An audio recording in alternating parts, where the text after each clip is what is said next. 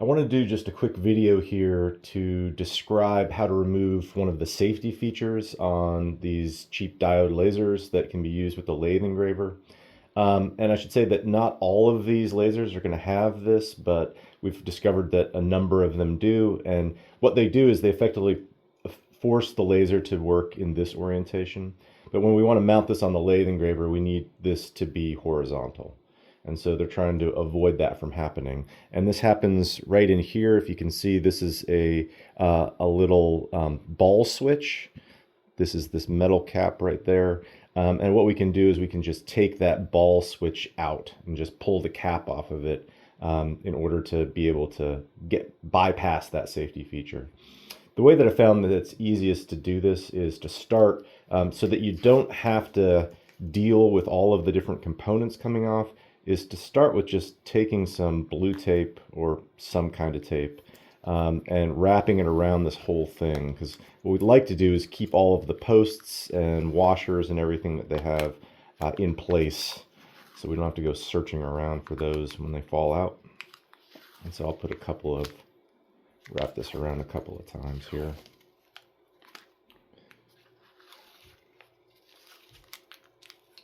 Should be good. And then just make sure that as much as possible I have the tape adhered to all of the components except for this top plate. This top plate will come off. So we'll come in with our 2.5 millimeter hex wrench, Allen wrench, and take out all of these.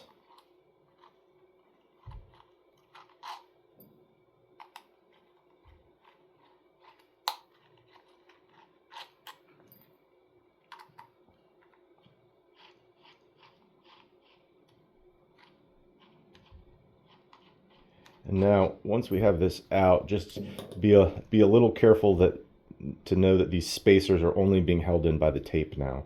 So you want to avoid doing too much. And all I'm going to do is I'm going to use a pair of needle nose pliers, and I'm just going to kind of slowly twist and pull off. We're going to the connection for the top plate is right at the bottom of there. I don't know if you can see right below where my finger is. So that's where we're going to have to break that off. And so I'm just going to grab this and then just kind of twist it back and forth. Pop the center out now.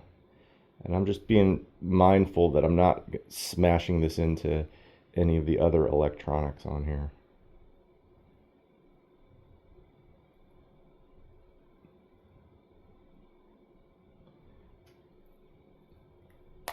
There we go.